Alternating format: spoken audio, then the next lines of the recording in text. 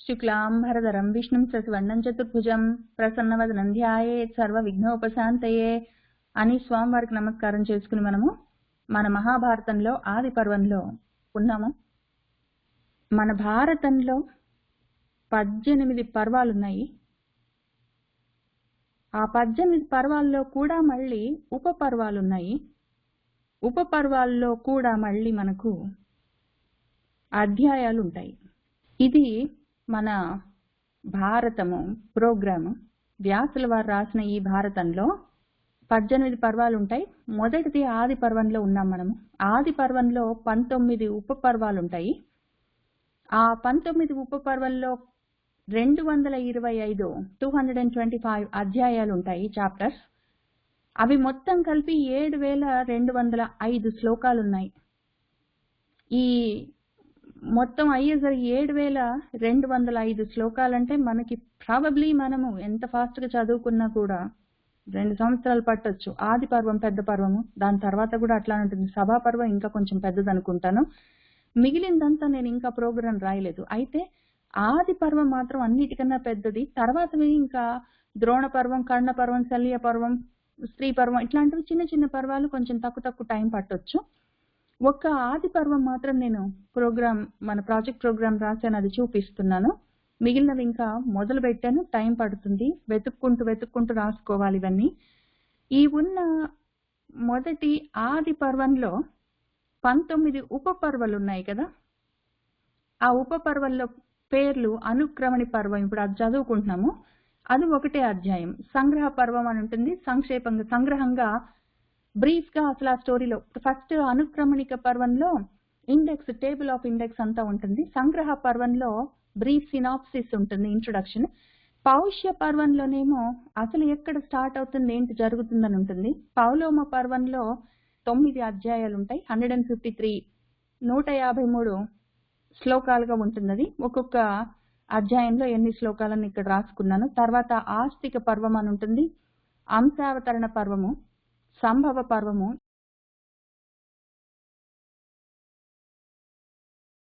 అదైన తర్వాత ఇంకా ఇక్కడ సంభవ పర్వంలోనే యాక్చువల్ గా వాళ్ళందరూ పుట్టడం స్టోరీ అప్పుడప్పుడే స్టార్ట్ అవుతుంటుంది.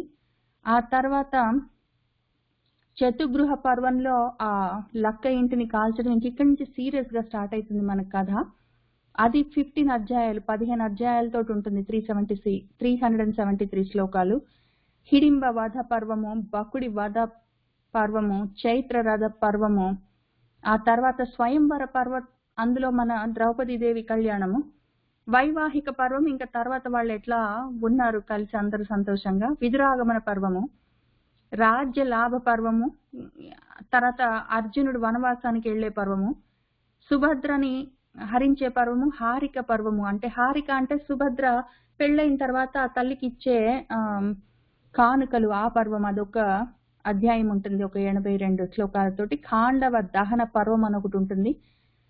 ఇవన్నీ అయ్యేసరికి, ఖాండవ దహనం అయ్యేసరికి అప్పుడు వాళ్ళు ఇంకా వాళ్ళ సభని, మయ సభని కట్టుకోవడం అది మొదలవుతూ ఉంటుంది. కాబట్టి ఇంక అక్కడ మన ఆది పర్వము ఆగుతుంది. ఆ తర్వాత సభా పర్వం మొదలవుతుంది.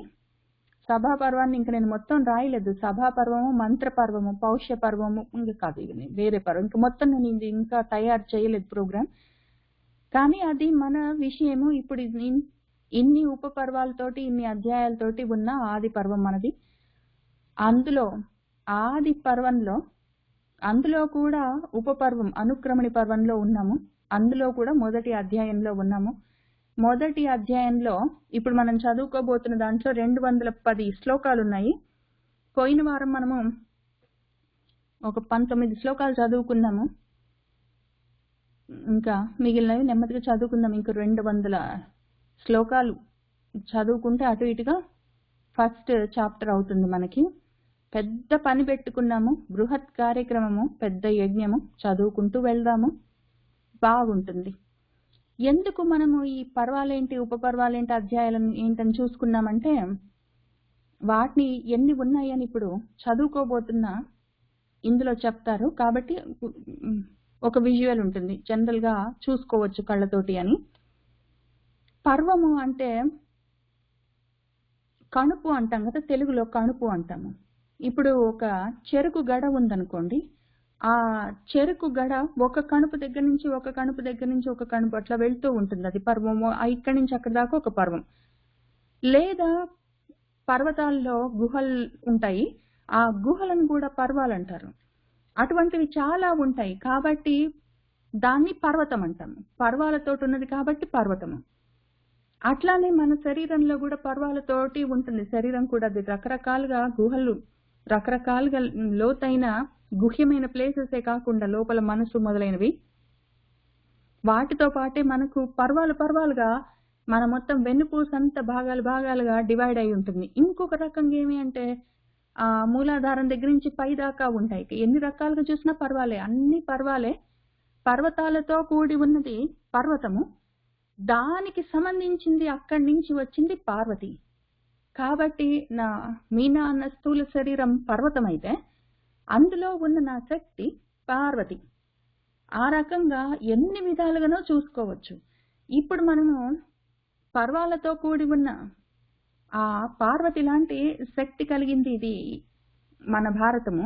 ఎందుకు మళ్ళీ పార్వతి లాంటి శక్తి? ఉత్త శక్తి కాదు, జ్ఞాన శక్తి. ఇప్పుడు భారతం అంటే అంటే వెలుగులు, వాటి మీద రతి కోరిక ఉన్నవాళ్ళు, జ్ఞానం మీద కోరిక ఉన్నవాళ్ళు పార్వతిని పెట్టుకుని, ఆ పరమశక్తిని పెట్టుకొని మనము ఆ పర్వాలు దాటుకుంటూ వెళ్ళవలసి ఉంటుంది. కాబట్టి ఇంకొక రకం, దానికన్నా ఇంకొకటి కూడా అందంగా చూసుకుందాము. పర్వాలు అంటే చెరుకు గడకున్న కణుపులు అనుకుంటున్నాం కదా, ఒక్కొక్క పర్వం దాటుతున్న కొద్దీ దాని తీపి పెరుగుతూ ఉంటుంది. ఆ రకం కూడా పర్వాలు దాటుకుంటూ ఆ తీపిని ఆస్వాదిస్తూ వెళ్తూ ఉంటాం. ఆయన మనసులో ఏమనుకొని పెట్టారో మన వ్యాసుల వారు, కానీ ఆయన పర్వాలుగా పెట్టారు భారతాన్ని. మనం కూడా పర్వాలుగా ఒక్కొక్క పర్వాన్ని చూసుకుందాము, అందులో ఉన్న జ్ఞానాన్ని తెలుసుకుందాం. ఆ భారతులమై ఉన్నాము. ఒక్కొక్క రెండు పర్వాల మధ్యలో ఉన్న అక్కడ మనకు దొరుకుతూ ఉన్న రసాన్ని ఆస్వాదిద్దాం, తర్వాత ముందుకు వెళ్దాం. ఆ రకంగా చేసుకుంటూ వెళ్దాము. అటువంటి పర్వాల్లో మొదటి పర్వం ఆది పర్వం. అందులో ఒక 19 శ్లోకాలు పోయిన వారం చూసాం. అప్పుడు ఏం జరిగిందంటే, మన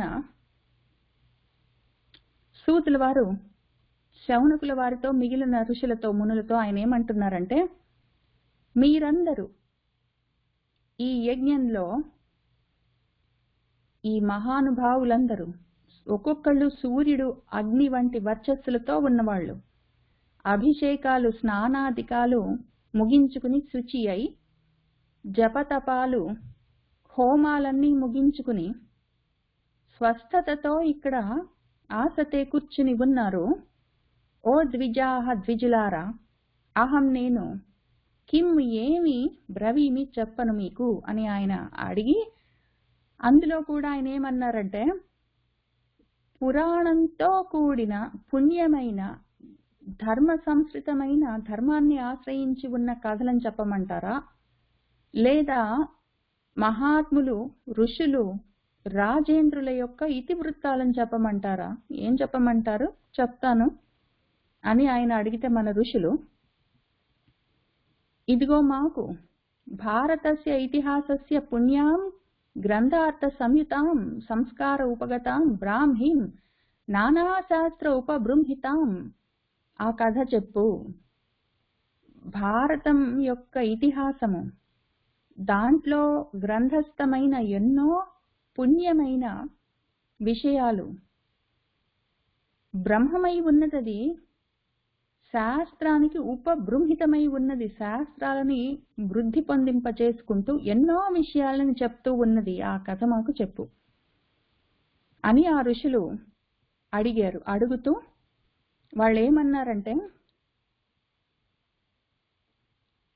ధర్మ్యాం సంహితాం పాప భయాపహాం, దాన్ని శ్రోతం వినాలని ఇచ్చామహ కోరుకుంటున్నాము అని చెప్పారు. అది సంహిత. సంహిత గ్రంథాలని మనం వింటూ ఉంటాము. ధర్మశాస్త్రాలని సంహితాలని పిలుస్తారు. ఎన్నో సంహితలు, ధర్మశాస్త్రాలు, వాటిలో ఉన్న ధర్మాలు, వాటితో పోయే పాపాలు, భయాలు, వీటిని వినాలని కోరుకుంటున్నాము. పాపాన్ని, భయాన్ని, అపహరించే విషయాన్ని మాకు చెప్పు అని వాళ్ళు అడుగుతున్నారు. పాపం అంటే ఏమి, భయం అంటే ఏమని ఒకసారి చూసుకుందాం. మనం జ్ఞాన మార్గంలో ఉన్నాము. పాపం అంటే తప్పు చేస్తే పాపము అంటే మరి తప్పు చేస్తామేమో అన్న భయము, అట్లాంటివి కూడా చెప్పుకోవచ్చు. మనం ఇంకా కొంత ముందుకు వెళ్ళి చెప్పుకుందాం. పాపము అంటే పతన కారణము. జ్ఞానంలో నుంచి జారి అజ్ఞానంలో ఉండి మోహం వల్ల తమో గుణంతో జన్మను ఎత్తడము పాపము. దానికి అటువంటి జన్మలు ఎత్తడానికి కారణమైనది ఏదైనా పాపము, పతన కారణము. కాబట్టి పాపం అంటే ఏమి, పతన కారణం అంటే జ్ఞానంలో నుంచి జారేము, జన్మ తీసుకున్నాము. కాబట్టి పాపం అంటే పుట్టుక. తర్వాత ఏముంటుంది, పుట్టామంటే భయం ఉంటుంది, అంటే మరణం ఉంటుంది.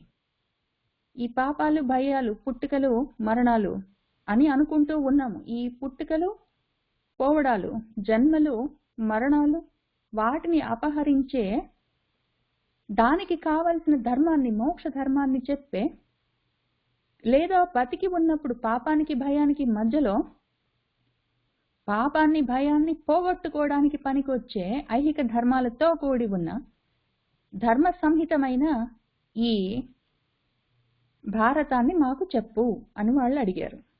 అప్పుడు మన సూతుల వారు చెప్పడం మొదలు పెడుతూ ఉన్నారు. ఇంకక్కడి నుంచి చూసుకుంటూ వెళ్దాము.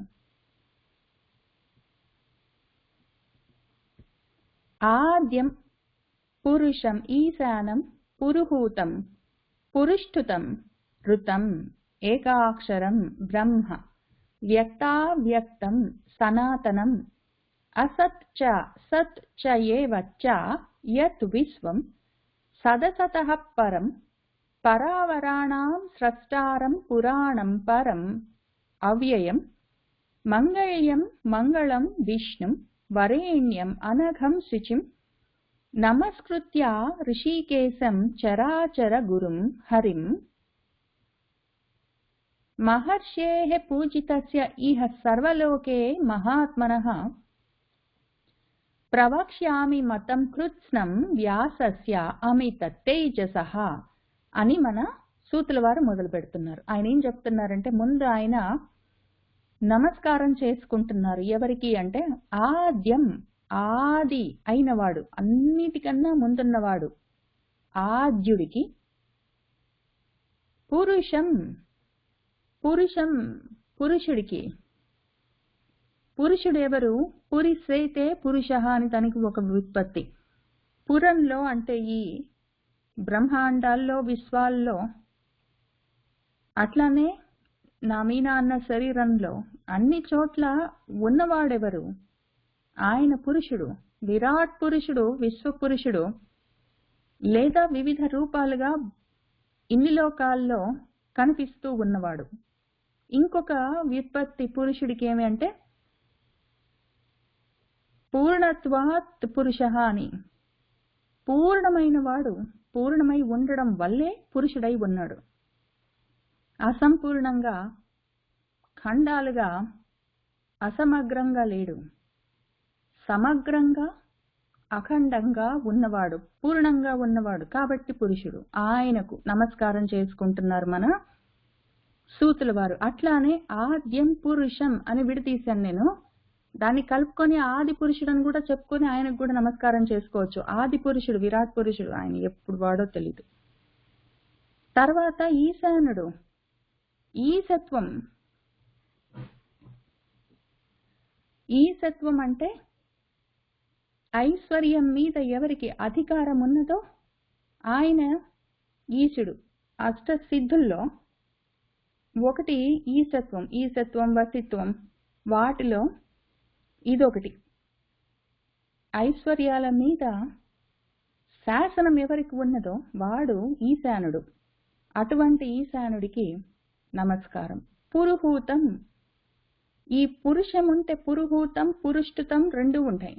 పురుహూతం, పురే ముందే, అగ్రే, అందరికన్నా ముందే, లేదా మళ్ళీ ఎవరు ఆహూతం అవుతారో, ఎవరు పిలువబడుతూ ఉంటారో, యజ్ఞాల్లో ఎవరిని ముందు పిలుస్తామో, మళ్ళీ పిలుస్తామో, ఏ పని చేసుకుంటున్నా ఎవరిని పిలుస్తాము, మళ్ళీ ఎవరిని పిలుస్తాము, ప్రతి దానికి ఎవరిని గుర్తు చేసుకుంటాము, భగవంతుడా అని ఎవరిని మనము పిలుస్తూ ఉంటామో ఆయన పురుహూతుడు. పైగా పిలుస్తూ ఉండడం అంటే పేర్లుంటే పిలుస్తారు. కాబట్టి చాలా అనంతంగా పేర్లు ఎవరికి ఉన్నాయో ఆయన పురుహూతుడు. మళ్ళీ మళ్ళీ పిలువబడేవాడు, ఆహ్వానింపబడేవాడు, మళ్ళీ మళ్ళీ అందరికన్నా ముందు ఆదిగా పిలువబడేవాడు కాక పిలవడానికి తగినన్ని అనంతమైన పేర్లున్నవాడు అని అర్థాలు పురుహూతానికి. పురుష్ఠుతం పేర్లున్నాయి. ఆయన పురుషుడు, అన్నిటి మీద ఈశత్వం కలిగినవాడు, ఈశానుడు. ఆయనకి చాలా పేర్లున్నాయి. అందరూ పిలుస్తూ ఉంటారు అంటే పిలిచేం చేస్తారు, స్తుతిస్తుంటారు. కాబట్టి పురుష్ఠుతం.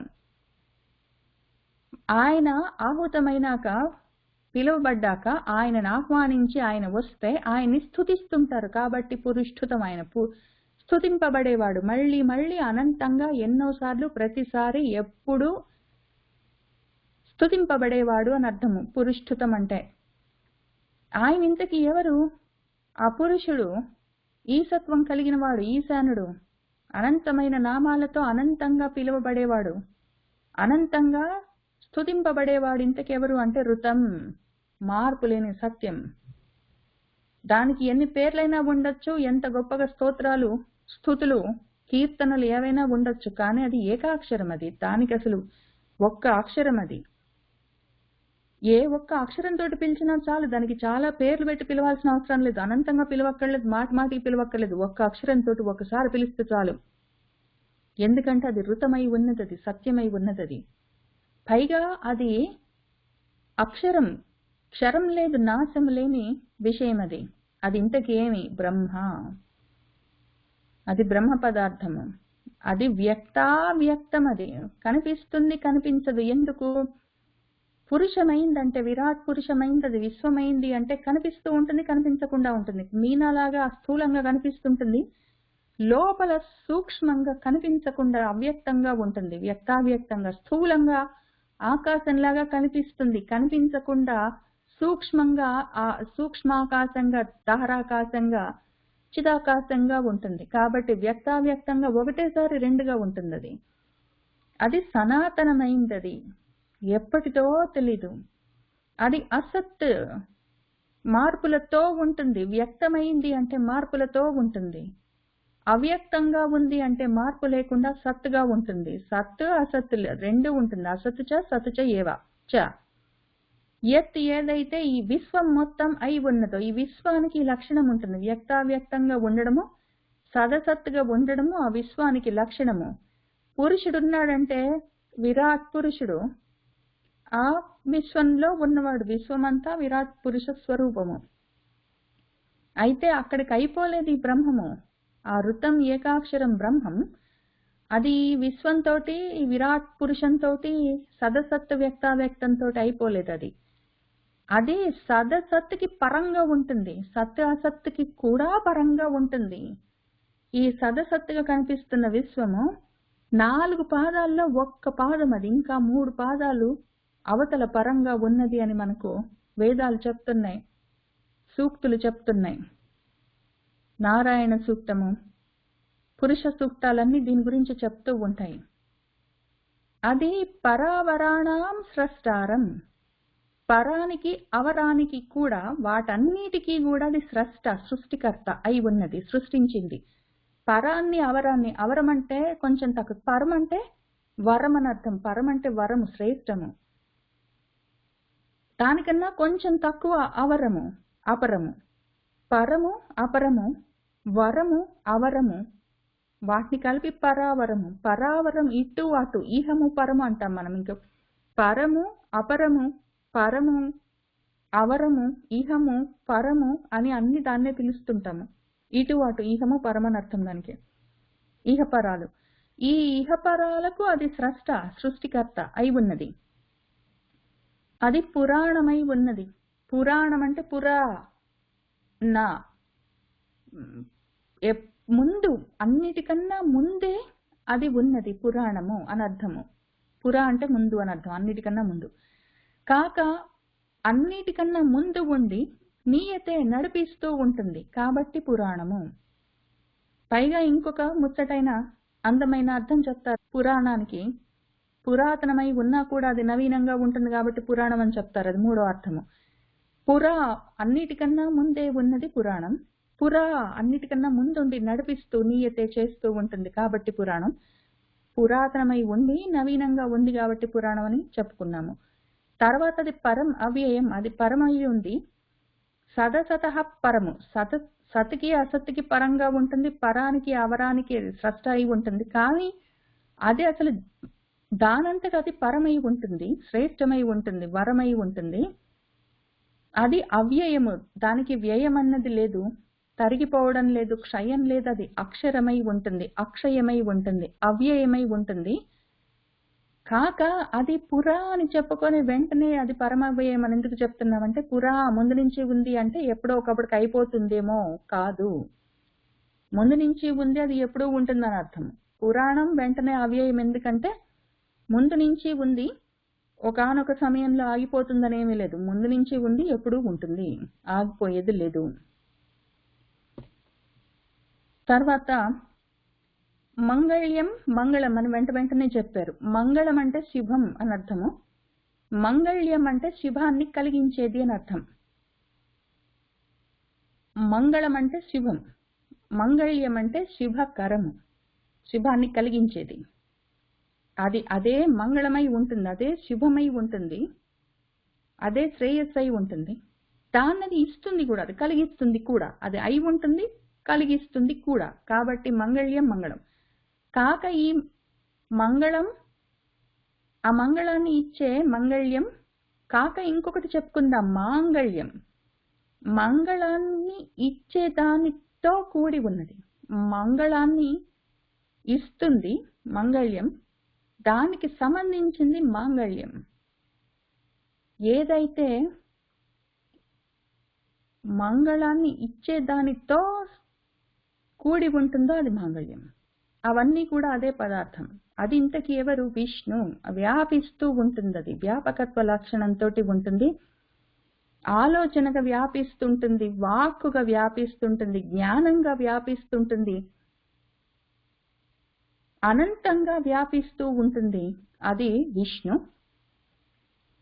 అది వరమై ఉన్నది, పరమై ఉన్నది, వరమై ఉన్నది, వరేణ్యమై కూడా ఉన్నది, వరించదగినది. అది మనం కావాలనుకొని కోరుకుని సాధించవలసింది, అది వరించదగింది. కావాలి అని దాని మీద మనసు లగ్నం చేసి సాధించవలసింది, కావాలని కోరుకోవలసినది వరేణ్యం. అది అనఘం, అఘము లేనిది, పాపమన్నది లేనిది, దోషమన్నది లేనిది. దోషం ఎందుకు లేవు? దోషాలేమి? కోరికలు, కోపాలు, ద్వంద్వాలు, అసమస్థితులే అఘాలు, పాపాలు. దానికి అవి లేవు, అది అనఘమది. దానికి దోషాలు లేవు అని చెప్పి ఊరుకోకుండా, దోషాలు లేకపోవడమే కాదు, అది శుద్ధిగా కూడా ఉంటుంది. దోషం లేకుండా ఉంది కానీ ఉంటుంది అట్లా కాదు, దోషాలు లేకుండా ఉంటుంది, శుచిగా శుద్ధిగా కూడా ఉంటుంది. దోషాలు లేకుండా ఉండడం అంటే నాలాంటి మామూలు మనుషుల గురించి చూసుకుంటే రజోతమో గుణాలు లేకుండా ఉండడము, అఘములు, కిల్బిషాలు, కల్మషాలు, పాపాలు, దోషాలు లేకుండా ఉండడం. కామక్రోధాలు లేవు అని అర్థం, రజోతమో గుణాలు లేవని అర్థం. అయితే సత్వగుణం కూడా శుద్ధంగా ఉంటే అది శుచి. కాబట్టి అది అనఘం, అది శుచి. అది ఋషికేశం, ఋషికములు అంటే ఇంద్రియాలు, ఇంద్రియాలకు ఈశ్వరుడై ఉన్నది. అది ఇంద్రియాలన్నిటికీ నడిపిస్తున్న వాటన్నిటికీ ఈశ్వరుడై ఉన్నది. అది చర అచరాలకన్నిటికీ అది గురువై ఉన్నది, బరువై ఉన్నది, తేలికగా లేదది. అనంతంగా అఖండంగా ఉన్న ఆ పదార్థము, సూక్ష్మంగా వ్యాపిస్తున్న ఆ పదార్థము గురువై ఉన్నది, అన్నిటికన్నా గొప్పగా ఉన్నది. కాక అది గురి చూపించేదై ఉన్నది, అది గురి అయి ఉన్నది. గురి అదే, గురి చూపించేది అదే, గురి చూపించేందుకు కావలసిన బరువైన జ్ఞానం అదే. అది ఎవరికి చూపిస్తుంది? ఆ గురి ఎవరికి గురి అయి ఉన్నది, ఎవరికి గురువై ఉన్నది అంటే చరానికి అచరానికి, కదిలేదానికి కదలని దానికి. కదిలేది ఏవో జంతువులన్నీ కదులుతుంటాయి, కదలకుండా ఉండేవి కొండలు, బండలు, ఏవో చెట్లు అని అనుకుంటాము. ఇంకో రకంగా చూద్దాము, కదిలేది కదలనిది, కదలకుండా ఉన్నది నాలో జ్ఞానము, స్థిరంగా ఉండవలసింది. కదులుతూ ఉన్నవి ఆలోచనలు. నా శరీర అవయవాలు కావాలంటే కదులుతాయి, లేకపోతే ఆగుతాయి, కదిలించే మనసు ఉంటే. కదులుతూ ఉన్నది ఇంతకి మనసు. కదులుతూ ఉన్న మనసుకి గురి చూపిస్తుంది, కదలకుండా ఉన్న బుద్ధికి గురి చూపిస్తుంది. చరాచర జగత్తు మొత్తానికి అది గురువై ఉన్నది. జన్మించి కదులుతూ ఉన్నదంతా జగత్తు. అందులో ఉన్న చరాచరాలు నా బుద్ధి, నా చిత్తము, మనసు, ఈ రెండిటికి కూడా గురి చూపిస్తుంది. అది చూపించేం చేస్తుంది? ఒకవేళ నాలో ఇటువంటి దానికి దోషాలు లేవు, అఘాలు, ఒకవేళ నాలో ఉంటే వాటిని హరిస్తుంది, తీసేస్తుంది. అటువంటి దానికి నమస్కృత్య, నమస్కారం చేసి అని ఇంతవరకు చెప్తే ఇవన్నీ విన్నట్టే ఉంది ఎక్కడో అని అనిపిస్తుందేమో మనకి. ఎందుకంటే 2 సంవత్సరాలు అదే పని కట్టుకొని కూర్చొని విష్ణు సహస్రనామాన్ని చదువుకున్నాము. అవన్నీ ఇప్పుడు మనం చదువుకున్నవన్నీ ఆ విష్ణు సహస్రనామంలో సగం వచ్చాయి. పైగా ఇప్పుడే మొదలు పెడుతున్నాం ఈ ఆది పర్వంలో, మొట్టమొదటి పర్వంలో, మొట్టమొదటి ఉపపర్వంలో, మొట్టమొదటి అధ్యాయంలో ఉన్నాం. ఇప్పుడే 3 శ్లోకాలు వచ్చాయి. ఇంకా కొంత ముందుకు వెళ్ళగానే మనకు యుద్ధము, కురుక్షేత్ర యుద్ధం మొదలయ్యే కన్నా ముందు, మహాభారతం యుద్ధం కన్నా ముందు ఎట్లయినా భగవద్గీత ఉంటుంది. అది కాగానే మళ్ళీ మొత్తం విష్ణు సహస్రనామం వస్తుంది. అందులో ఈ నామాలన్నీ వస్తాయి. మళ్ళీ మొదటి నుంచి అన్ని చెప్పుకుందాం నామాలు, ఇంతే విపులంగా, ఇంకా కొంచెం ఎక్కువ విపులంగా కుదిరితే. కాబట్టి అవి విన్నట్టు అనిపిస్తుంది మనకి, విన్నాం కాబట్టి ఆ హరికి, ఆ ఋషికేశుడికి, ఆ విష్ణువుకి, ఆ వరేణ్యుడికి, ఆనగుడికి, శుచికి, ఆ జగద్గురువుకు, చరాచర జగత్తుకి గురువైన వాడికి నమస్కారం చేసి, మన సూతుల వారు మనము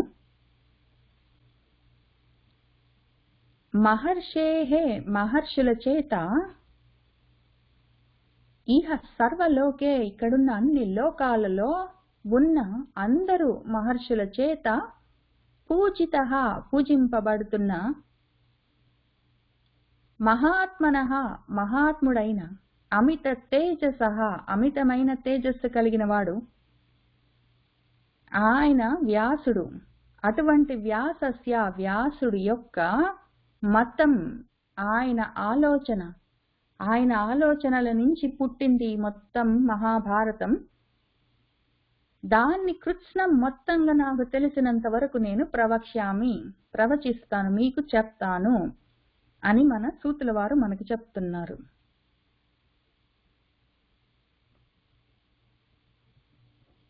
సూతః ఉవాచ ఆద్యం పురుషం ఈశానం పురుహూతం పురుష్ఠుతం ఋతం ఏకాక్షరం బ్రహ్మ వ్యక్తావ్యక్తం సనాతనం అసత్ చ సత్ చ ఏవ చ యత్ విశ్వం సదసతః పరం పరావరాణాం స్రష్టారం పురాణం పరం అవ్యయం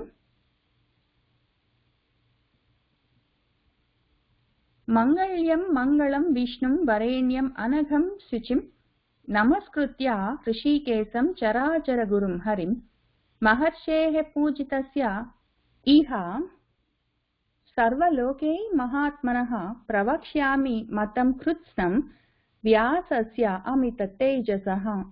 అమితమైన, మితం అంటే ఇంకా కొంత అయి ఉండడం, అమితము అంటే మితము లేకుండా, మితి లేకుండా ఉన్న తేజస్సుతో కూడి ఉన్నవాడు ఆ వ్యాసుడు. ఆ వ్యాసుడి యొక్క, వ్యాసస్య మతాన్ని, ఆయన ఆలోచనని మొత్తాన్ని, కృత్స్నం అంతా నేను ప్రవక్ష్యామి అని ఆయన చెప్తున్నారు. చెప్తూ ఆచక్యుః కవయః కేచిత్ సంప్రతి ఆచక్షతే పరే ఆఖ్యాస్యంతి తథా ఏవ అన్యే ఇతిహాసం ఇమం భువి అని మన సూతుల వారు ఏం చెప్తున్నారంటే, కేచిత్ కవయః, కొంతమంది కవులు, జ్ఞానులు, ఇమం ఇతిహాసం, ఈ ఇతిహాసాన్ని, భువి, ఈ భువిలో, ఆచఖ్యుః, ఇంతకు ముందు దీన్ని చెప్పుకుంటూ ఉన్నారు. సంప్రతి, ఈ కాలంలో, పరే ఇంకా కొంతమంది ఇదే ఇతిహాసాన్ని ఆచక్షతే చెప్తూ ఉన్నారు. తథా ఏవ అట్లానే అన్యే మిగిలిన వాళ్ళు ఆఖ్యాస్యంతి చెప్పుకుంటారు. ఇంతకన్నా ముందు ఇదే ఇతిహాసాన్ని ఈ భువిలో జ్ఞానులు చెప్పారు, ఇప్పుడు చెప్పుకుంటూ ఉన్నారు, ఇంక ముందు చెప్పుకుంటారు. అటువంటి ఇతిహాసం ఇది. ఆచక్యుః కవయః కేచిత్ సంప్రతి ఆచక్షతే పరే ఆఖ్యాస్యంతి తథా ఏవ అన్యే ఇతిహాసం ఇమం భువి. ఇదం తు త్రిషు లోకేషు మహత్ జ్ఞానం ప్రతిష్ఠితం విస్తరైః చ సమాసైః చ ధార్యతే యత్ ద్విజాతిభిః. ఇదం మహత్ జ్ఞానం, ఈ గొప్ప జ్ఞానము త్రిషు లోకేషు ముల్లోకాల్లోనూ ప్రతిష్ఠితం స్థిరంగా ప్రతిష్ఠించబడ్డది, స్థిరంగా ఉన్నది. యత్ ఏదైతే ఈ గొప్ప జ్ఞానం ఉన్నదో దీన్ని అందరూ చదువుకుంటారు, మూడు లోకాల్లో అన్ని లోకాల్లో చదువుకుంటారు. అది ద్విజాతిభిః ద్విజుల చేత, పండితుల చేత, జ్ఞానుల చేత. ఎందుకు ద్విజాతులు అంటే ఒకసారి జన్మతః వాళ్ళు జన్మ తీసుకుంటారు, పుడతారు. పుట్టిన తర్వాత చదువుకోవడం మొదలుపెట్టినప్పుడు ఆ జ్ఞానంతో వాళ్ళు రెండో జన్మ ఎత్తుతారు. మనందరిలాగా మనం కూడా ద్విజాతులము. ఇంతకుముందు పుట్టినప్పుడు ఏమీ తెలీదు, తర్వాత చదువుకుంటూ ఉన్నప్పుడు అదొక రెండో జన్మ ఎత్తినట్టు జ్ఞానంతో. కాబట్టి అటువంటి వాళ్ళు పండితులు, ద్విజాతులు, చదువుకున్న వాళ్ళందరూ దీన్ని, ఈ మహత్ జ్ఞానాన్ని విస్తరైః విస్తారంగా, డీటెయిల్డ్గా, ఎలాబరేట్గా, ఎక్స్టెన్సివ్గా, ఎగ్జాస్టివ్గా, అట్లానే సమాసైః కండెన్స్డ్గా, బ్రీఫ్గా కూడా చ ధార్యతే ధరిస్తారు. పండితులు దీన్ని, ఈ గొప్ప జ్ఞానాన్ని విస్తారంగా చదువుకుంటారు, సమాసంగా చదువుకుంటారు, సంక్షిప్తంగా, సంక్షేపంగా, కొంతగా చదువుకుంటారు, విస్తరించి కూడా చదువుకుంటారు. ఇదం తు త్రిషు లోకేషు మహత్ జ్ఞానం ప్రతిష్ఠితం విస్తరైః చ సమాసైః చ ధార్యతే యత్ ద్విజాతిభిః. అలంకృతం శుభైః శబ్దైః సమయైః దివ్యమానుషైః ఛందోవృత్తైః చ వివిధైః అన్వితం విదుషాం ప్రియం. ఈ కథని మూడు లోకాల్లో చదువుకుంటారని చెప్పారు కదా మన సూతుల వారు. మూడు లోకాల్లో ఎవరెవరు చదువుకుంటారు అని కూడా చెప్తూ ఉన్నారు. దివ్యమైన రూపాలతో ఉన్నవాళ్ళు దేవతలు, మానుషైః మనుషుల రూపాల్లో ఉన్నవాళ్ళు మనుషులు, దేవతలు, మనుషులు, మానవులు. దేవతలు, మానవులు వారి వారి సమయానుకూలంగా, సమయైః సమయాలు అంటే వారి వారి పద్ధతులకు అనుగుణంగా, వారి వారి పద్ధతులను బట్టి, వారి వారి నియమాలను బట్టి శుభైః మంగళకరమైన శబ్దైః శబ్దాలతో, పదాలతో ఈ మొత్తం భారతము అలంకృతం అలంకరించబడ్డది. దేవతలు చదువుకోవడానికి వాళ్ళ సమయాన్ని బట్టి, వాళ్ళ కోసము కావలసిన చక్కటి పదజాలంతో అలంకరించబడ్డది. మనుషులు చదువుకోవడానికి వీలుగా వాళ్లకు కావలసిన పద్ధతులతోటి, వాళ్లకు తగిన శబ్దాలతోటి అలంకరించబడ్డది ఈ భారతము. ఇది వివిధైః వివిధములైన ఎన్నో రకాల ఛందో వృత్తులతో, ఛందస్సులు అంటే మీటర్స్ అంటాం ఇంగ్లీష్లో, వాటి కింద రకరకాల ఫార్మాట్స్ ఉంటాయి. అనుష్టుప్ అన్నది ఛందస్సు అయితే దాని కింద ఎన్నో వేల వృత్తులుంటాయి, వృత్తాలు, ఎన్నో వేల వృత్తాలున్నాయి. అందులో ఒకటి శ్లోకం. శ్లోకం అన్న వృత్తంలో, అనుష్టుప్ ఛందస్సు కింద ఉన్న శ్లోకం అన్న ఒక వృత్తంలో ప్రతి పద్యానికి 2 పాదాలు ఉండాలి. పాదాలతో కూడింది పద్యం. పద్యం అంటే తెలుగులో రాసిందే పద్యం అని కాదు, పాదాలతో ఉన్నది పద్యం. గదలతో ఉన్నది గద్యం. గదలు అంటే వాక్కులు. వాటితో ఉన్నది, మాటలతో ఉన్నది, పదాలతోటి ఉన్నది గద్యము. దానికి ఛందోవృత్తులు అవన్నీ ఎక్కువ ఉండవు. పదాలతోటి ఉండి పాదాల్లో ఉంటుంది. ఒక్కొక్క వృత్తానికి 3 పాదాలు, కొన్నిటికి 4 పాదాలు, కొన్నిటికి 2 పాదాలు అట్లా ఉంటాయి. ఆ పాదాలతో ఉన్నది పద్యం. అట్లా అనుష్టుప్ ఛందస్సులో శ్లోకం అనే వృత్తంలో ఉన్న ఒక పద్యానికి ప్రతి పాదానికి 16 అక్షరాలు ఉండాలి. లేదా అది ఒకవేళ 4 పాదాల్లో ఉంటే ప్రతి పాదంలో 8 అక్షరాలు ఉండాలి అని అట్లా నియమాలు ఉంటాయి. ఆ నియమాలనే సమయాలంటారు.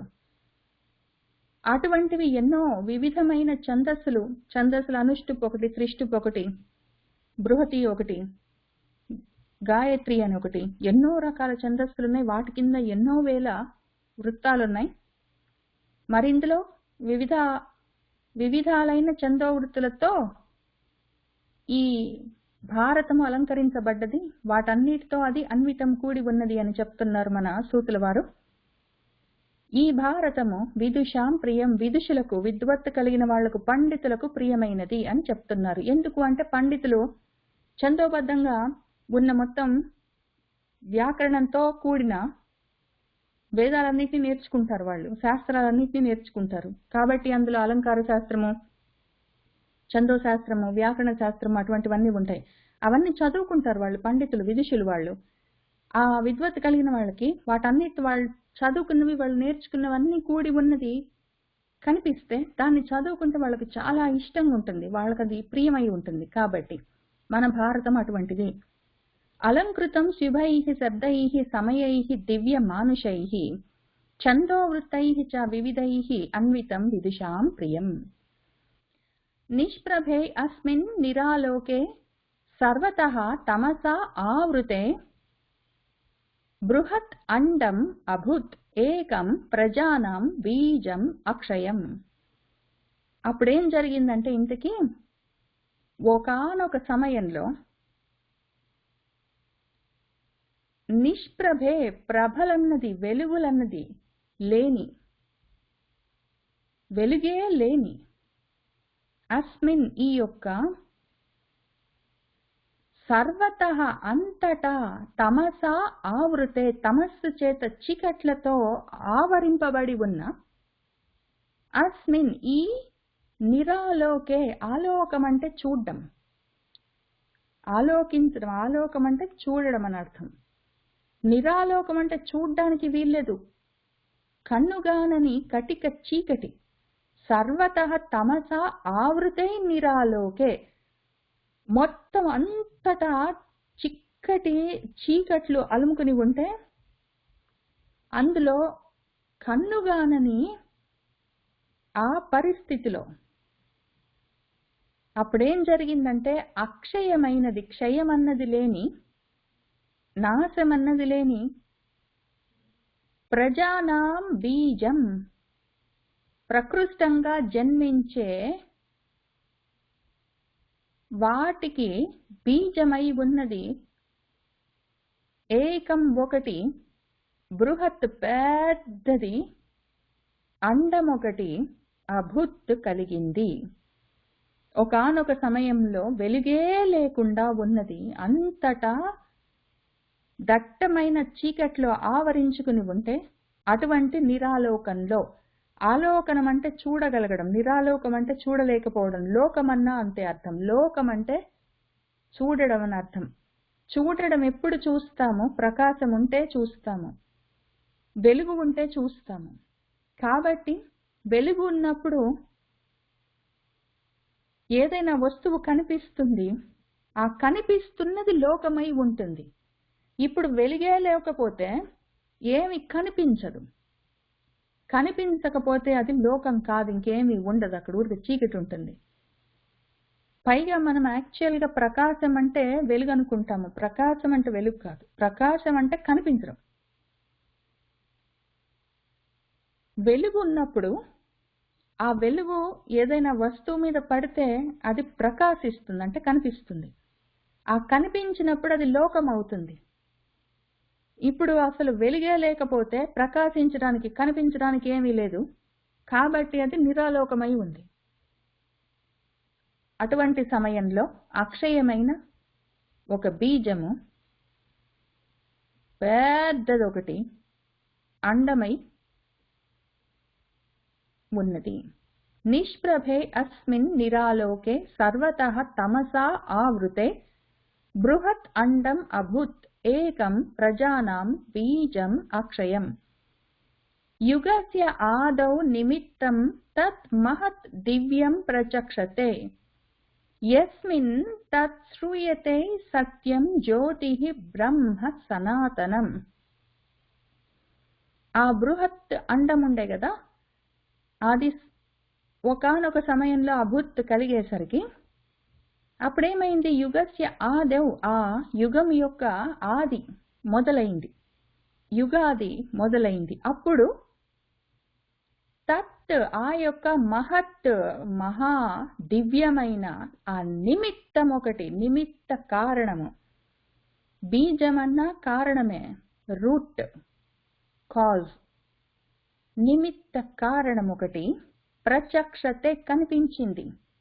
ఎందుకు కనిపించిందంటే ఆ నిష్ప్రభలుండే, వెలుగులు లేవు, వెలుగులు లేని అంతటా ఆవరించిన చీకట్లో నిరాలోకమై ఏమీ కనిపించకుండా ప్రకాశించకుండా ఉన్న సమయంలో ఒక బృహత్ అండం కనిపించింది. కనిపించిందంటే ప్రకాశించింది, ప్రకాశించిందంటే ఒక ప్రభ ఉన్నది, వెలుగున్నది. ఆ వెలుగు ఉండడం వల్ల ఇది ప్రత్యక్షతే కనిపించింది. కనిపించేసరికి ఏం జరిగిందంటే, ఆ కనిపించింది ఏమి అని చెప్పుకుంటారంటే అది సనాతనమైన బ్రహ్మమది, అది జ్యోతి. ఆ జ్యోతి కాబట్టే అది కనిపించింది, అది సత్యం వృతమై ఉన్నది అని యస్మిన్ దేన్నైతే శ్రూయతే చెప్పుకుంటారో అది కనిపించింది, ప్రత్యక్షతే. యుగస్య ఆదౌ నిమిత్తం తత్ మహత్ దివ్యం ప్రచక్షతే యస్మిన్ తత్ శ్రూయతే సత్యం జ్యోతిః బ్రహ్మ సనాతనం. తత్ పదార్థం కనిపించింది. ఆ తత్ పదార్థం ఈ బ్రహ్మాండం రూపంలో కనిపించింది. అద్భుతం చ అపి అచింత్యం చ సర్వత్ర సమతాంగతం అవ్యక్తం కారణం సూక్ష్మం యత్ తత్ సదసతాత్మకం. అది అద్భుతంగా ఉంది, ఆశ్చర్యకరంగా ఉన్నది. చాపి అట్లానే అది అచింత్యం, ఆలోచించడానికి వీల్లేదు. ఉన్నది ఒక అండమని చెప్తాం. ఏం చేస్తారు, మనసులో ఒక కోడిగుడ్డ ఆకారంలో ఒక బొమ్మను తయారు చేసుకొని ఒక సైడ్ చిన్న ఎండింగ్, ఒక సైడ్ పెద్ద ఎండింగ్ తోటి ఉన్నది ఒక గుడ్డని గుర్తు చేసుకుంటారు మనసులో. ఏమి లాభము, అది చింతకి ఆలోచించడానికి అందేది కాదు. అది నేను చెప్తాను, మీరు వినండి అని చెప్తున్నారు మన వ్యాసుల వారు సూతుల వారి వాక్కుగా. ఉంది అని చెప్తాను నేను, ఒక బృహత్ అండమంటాను. అది సత్యం జ్యోతి బ్రహ్మ సనాతనం, అది అద్భుతం. కానీ అది అచింత్యం, ఊహకందనిది, ఊహించడం కష్టము. కానీ ఊహించలేకపోతే మరి భావనే లేకపోతే భాగ్యం ఎక్కడ కలుగుతుంది? కాబట్టి భావించడం కోసం ఒక వీలుగా, భావం కలగడానికి అవకాశంగా ఈ భాషలో ఉన్న పదాలతో ఒకటి చెప్తున్నాను అని చెప్తున్నారు ఆయన. ఆ అద్భుతమైన అచింత్యమైన అనూహ్యమైన పదార్థము సర్వత్రా అంతటా సమతాం గతం, సమంగా విస్తరించి వ్యాపించి ఉన్నది. అది అవ్యక్తం, అది అచింత్యమే కాదు, అది అవ్యక్తం. అచింత్యం అంటే ఊహకు కూడా అందదు, ఆలోచించడానికి దొరకదు. అది అవ్యక్తం, అసలు వ్యక్తం కాదు, బయటపడి కనిపించదు, రూపం కూడా లేదు. అది ఇంతకి ఎట్లా ఉంది అంటే సూక్ష్మంగా ఉంటుంది, సటిల్గా ఉంటుంది, అది కారణమై ఉన్నది. ఇది ఎన్ని మాటలు చెప్పారు దీనికి. ఇది బీజం అన్నారు, ఇక్కడ నిమిత్తం అన్నారు, ఇక్కడ కారణం అన్నారు. అన్నీ అదే, రూట్ కాజ్, అది కాజ్. సూక్ష్మ కారణం, నిమిత్త కారణం బీజం. అది యత్ ఏదైతే ఉందో అది తత్ పదార్థం, అది తత్. ఆ తత్ పదార్థం, ఈ తత్ అని శ్రూయతే చెప్పబడేది సత్యం జ్యోతి పరబ్రహ్మ సనాతనమైన పరబ్రహ్మం. అది అది ఇంతకేమి అంటే సదసదాత్మకం, సత్తు అసత్తు అయి ఉన్నది. అది మార్పులతో ఉంటుంది, మార్పులు లేకుండా ఉంటుంది, కనిపిస్తూ ఉంటుంది, కనిపించట్లేదు అని అనిపిస్తుంది. అటువంటిది ఒకటి ఉన్నది. అది స్వయం జ్యోతి కాబట్టి దానంతట అదే. అటువంటి సర్వతః తమస ఆవృతమై ఉన్న నిష్ప్రభమైన ఆ నిరాలోకంలో అది దానంతట అదే ప్రత్యక్షతే కనిపించింది. అద్భుతం చ అపి అచింత్యం చ సర్వత్ర సమతాంగతం అవ్యక్తం కారణం సూక్ష్మం యత్తత్ సదసదాత్మకం.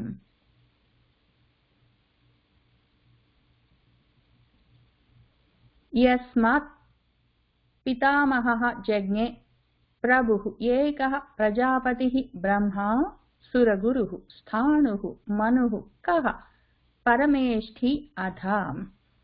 యస్మాత్ దేని నుండైతే, మనం ఇప్పుడు ఈ చెప్పుకుంటున్నాం కదా, ఈ చెప్పుకుంటున్న సత్యం జ్యోతి బ్రహ్మ సనాతనం నుంచి, ఈ అద్భుతమైన అచింత్యమైన అవ్యక్తమైన సూక్ష్మ కారణం నుంచి, అందులో నుంచి పితామహుడు జజ్ఞే జన్మించాడు.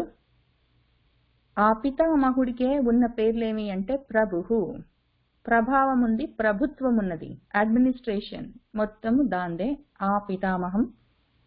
ఏకః అది ఒక్కటి, చాలా లేవు, ఒకటి. ప్రజాపతిః ప్రజలను పోషించడానికి పాలించడానికి ఉన్నది,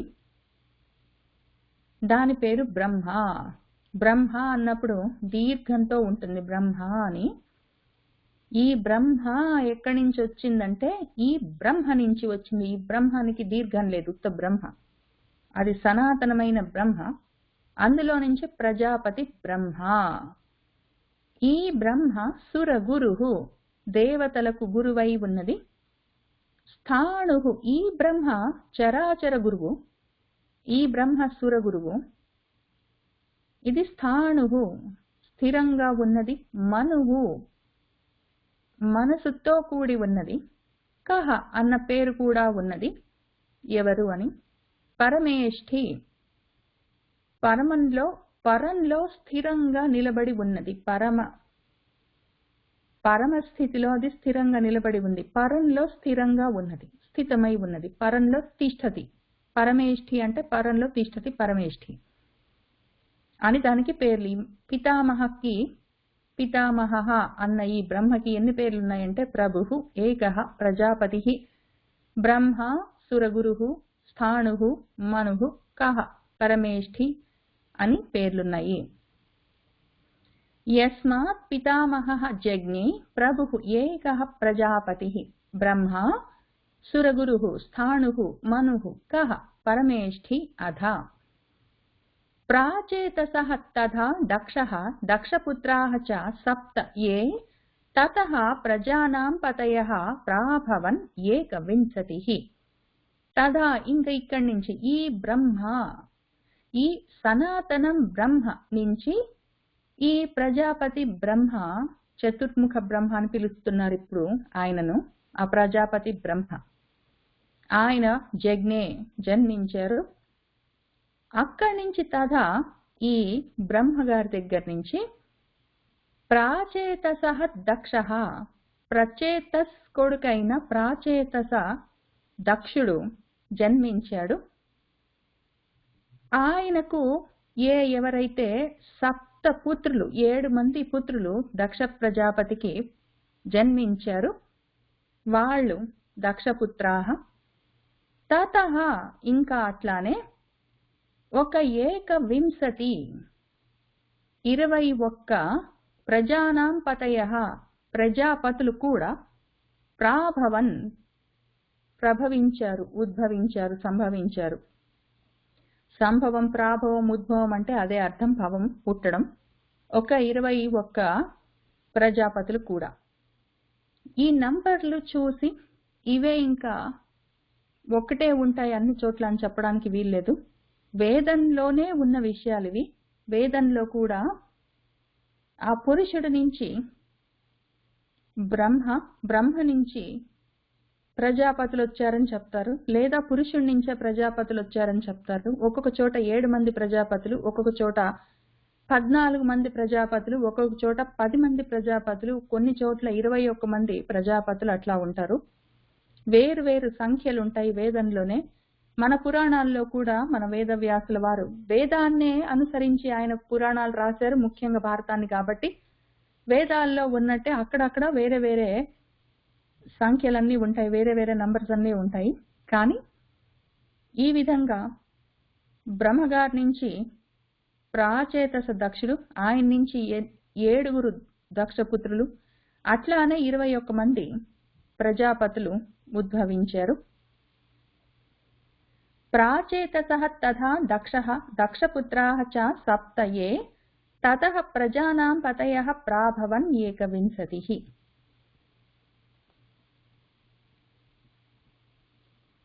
పురుషః చ అప్రమేయాత్మా యం సర్వం ఋషయః విదుః.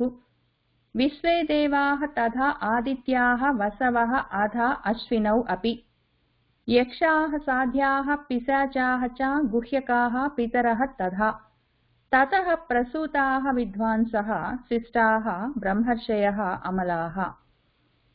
యం ఎవరినైతే సర్వం ఋషయః ఋషులందరూ, ఆ పురుషః పురుషుడు, ఆయన అప్రమేయాత్మ, ప్రమేయం అంటే కొలవడానికి వీల్లేని, కొలత కందని ఒక పరమాత్మ పదార్థం అది అని ఋషులందరూ విదుహు తెలుసుకుని ఉన్నారో, అక్కడి నుంచి విశ్వేదేవాః విశ్వదేవతలు, విశ్వేదేవతలు, ఈ విశ్వేదేవతలు ఎట్లా వచ్చారంటే, విశ్వా అని దక్షుడికి ఒక కూతురున్నది, ఆమె నుండి వచ్చిన వాళ్ళు విశ్వేదేవతలని చెప్తారు. లేదా ఆ పురుషుడి నుంచే ఈ విశ్వేదేవతలు వచ్చారు, విశ్వాన్ని నడిపించే దేవతా శక్తులు అని చెప్తారు. ఈ విశ్వేదేవతల శక్తులు, విశ్వేదేవాహ శక్తులే 33 ఉంటాయి లేదా 33 కోట్లు ఉంటాయి అని చెప్తారు. కాబట్టి కొద్ది తేడాలతో ఉంటుంది. తదా అట్లానే ఆదిత్యాహ, ఆదిత్యులు, ద్వాదశాదిత్యులు, వీళ్ళు ఈ ద్వాదశాదిత్యుల దగ్గర నుంచి 33 కోట్ల మంది, 33 మంది దేవత గణాలు అని చెప్పుకుంటున్న గణాలు ఇక్కడ మొదలవుతున్నాయి. ఇందులో కూడా కొంతమంది కొన్ని చోట్ల వేదాలతో సహా విశ్వే దేవతలు, విశ్వాలన్నిటిని, మొత్తం విశ్వాన్ని నడిపించే దేవతా శక్తులు, అందులో ఆదిత్యులు, వసువులు, అశ్వినులు, ఆ విధంగా రకరకాలుగా వేరు వేరు గణాలు ఉంటాయని చెప్తారు. కొన్ని చోట్లనేమో విశ్వే దేవతలు ఒక గణము, ఆదిత్యులు ఒక గణము, వసువులు ఒక గణం అని చెప్తారు. ఏ విధంగా చూసుకున్నా కూడా ఈ విశ్వే దేవాహ విశ్వాన్ని నడిపించే దేవతా శక్తులు కావాలి. మరి ఆ దేవతలందరూ అట్లానే ఆదిత్యాహ, ద్వాదశ ఆదిత్యులు, 12 మంది ఆదిత్యులు, ఒక్కొక్క ఆదిత్యుడు ఒక్కొక్క నెల చొప్పున 12 నెలలకి అధిష్టాన దైవాలని చెప్తారు. అట్లానే వసవః అష్టవసువులు, అధ అట్లానే అశ్వినౌ 2 అశ్విని దేవతలు, అపి ఇంకా యక్ష్యాః యక్షులు, సాధ్యాః సాధ్యులు, పిశాచాః గుహ్యకాః గుహ్యకులు, పితరః పితృదేవతలు, తథా అట్లానే తతః ఇంకా అక్కడి నుంచి అమలాః బ్రహ్మర్షయః నిర్మలమైన శుద్ధమైన మలినాలు నిష్కళంకమైన బ్రహ్మర్షులు, శిష్టాః శిష్టులు శిష్టజనులు, విద్వాంసః పండితులు, వేదాధ్యయనం చేసిన వాళ్ళు, వీళ్ళందరూ కూడా ప్రసూతాః ప్రసవించబడ్డారు, వీళ్ళందరూ కూడా పుట్టారు. పురుషః చ అప్రమేయాత్మా యం సర్వం ఋషయః విదుః. విశ్వే దేవాః తథా ఆదిత్యాః వసవః అధా అశ్వినౌ అపి. యక్ష్యాః సాధ్యాః పిశాచాః చ గుహ్యకాః పితరః తథా. తతః ప్రసూతాః విద్వాంసః శిష్టాః బ్రహ్మర్షయః అమలాః. ఇంకా రాజర్షయః చ బహవః సర్వైః సముదితాః గుణైః. ఆపః ద్యౌః పృథివీ వాయుః అంతరిక్షం దిశః తథా. సంవత్సరః ఋతవః మాసాః పక్షాహోరాత్రయః క్రమాత్. యత్ చ అన్యత్ అపి తత్ సర్వం సంభూతం లోక సాక్షికం. అట్లానే బహవః రాజర్షయః ఎంతో మంది రాజర్షులు కూడా ప్రసూతాః పుట్టారు, కలిగారు, అప్పుడు ఉద్భవించారు. వాళ్ళందరూ సర్వైః ఈ రాజర్షులందరూ కూడా గుణైః చక్కటి గుణాలతో సముదితాః కూడి ఉన్నవాళ్ళు. ఇంకా తర్వాత తథా ఆపః నీరు, ద్యౌః ఆకాశం, పృథివీ భూమి, వాయుః గాలి, అంతరిక్షం స్పేస్ మొత్తం, దిశః దిక్కులన్నీ డైరెక్షన్స్ అవి కూడా వచ్చాయి.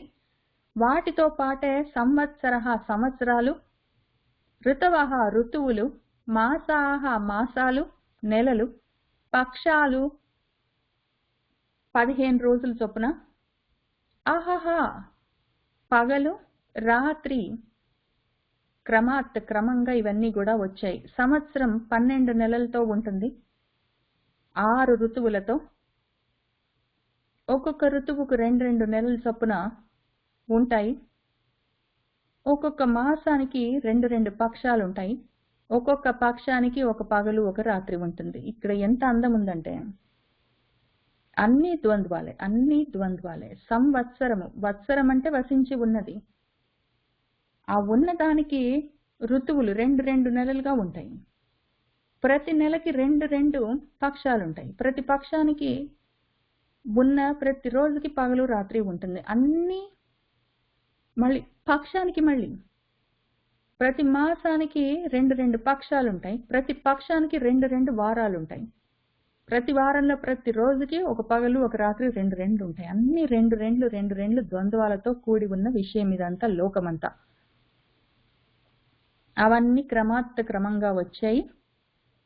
యత్ చ ఏవైతే, అన్యత్ అపి వేరేవి కూడా, ఏవేవి సంభూతం సంభవించాయో, తత్ సర్వం ఆ మొత్తము లోక సాక్షికం లోకమంతా సాక్షిగా చూస్తూ ఉంటే. ఎందుకు మళ్ళీ లోకం అంటే చూసేదని అర్థం, చూడబడేది. ఆలోకనం చేయడానికి వీలుగా కనిపిస్తూ ఉన్నది లోకం, లేకపోతే అది నిరాలోకం. ఇప్పుడు లోకము సాక్షిగా, లోకమే సాక్షిగా చూస్తూ ఉంటే ఇవన్నీ సంభూతమవుతూ వచ్చాయి. అంతకన్నా ముందు ఇవి సంభూతం కావడానికి, సంభవించడానికి అవకాశం లేదు. నిరాలోకమై నిష్ప్రభలతోటి చీకట్లతోటి నిండి ఉన్నది. అక్కడ ఆ సత్యము కనిపించేసరికి ఆ ఋతంలో నుంచి ఇవన్నీ ప్రవర్తించుకుంటూ వ్యాప్తి చెందుతూ వస్తూ ఉన్నాయి. రాజర్షయః చ బహవః సర్వైః సముదితాః గుణైః ఆపః ద్యౌః పృథివీ వాయుః అంతరిక్షం దిశః తథా సంవత్సరః ఋతవః మాసాః పక్షాహోరాత్రయః క్రమాత్ యత్ చ అన్యత్ అపి తత్ సర్వం సంభూతం లోక సాక్షికం.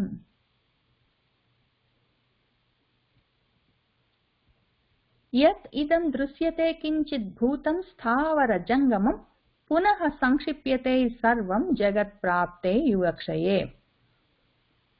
యత్ ఏదైతే, ఇదం ఈ మొత్తము, స్థావర జంగమం చరచరాత్మకమైన ఈ మొత్తము, భూతము సంభవించింది ఉన్నది అని అర్థము. జన్మించింది భూతం, భూ అని ఉన్నది భూతం. అది కించిత్ ఏదైతే దృశ్యత కనిపిస్తూ ఉన్నదో, కనిపించడంలోనే ఉంటుంది మొత్తం అంతా కనిపించడం. ఆ కనిపిస్తూ ఉన్న దృశ్యం, ఆ దృశ్యం ఏదైతే ఉన్నదో అది యుగక్షయే, ఆ యుగము క్షయమైపోతున్న సమయంలో, ప్రళయం సమయంలో, ఆ సమయము ప్రాప్తే, ఆ సమయం వచ్చినప్పుడు ఈ జగత్తు మొత్తము, సర్వం అంతా పునః మళ్ళీ సంక్షిప్యతే, మొత్తము సంక్షేపమైపోతుంది, దగ్గరకు వచ్చేస్తుంది, ఇంకా మొత్తం లయమైపోతుంది అని చెప్తున్నారు. ఇందులో ఎంత అందం ఉందో నాకు ఇప్పుడే అనిపించింది. సరే, ఈ విధంగా మొత్తం ప్రపంచమంతా చరచరాత్మకమైన, సదసదాత్మకమైన, స్థావర జంగమాత్మకమైన జగత్తంతా ఈ విధంగా వ్యాప్తి చెందుతూ ఇంతదాకా వచ్చింది. అది దృశ్యతే కనిపిస్తూ ఉన్నది. మళ్ళీ ప్రళయకాలం సంభవిస్తే యుగక్షయే ప్రాప్తే, ఆ యుగము క్షయమైపోయే సమయం వచ్చినప్పుడు జగత్తంతా సంక్షేపంగా అయిపోతుంది. మళ్ళీ ఆ బీజంగా తయారైపోతుంది, చిన్నగా అయిపోతుంది, లయం అయిపోతుందని చెప్పుకుంటున్నాం కదా. అందులో అందం చూడండి.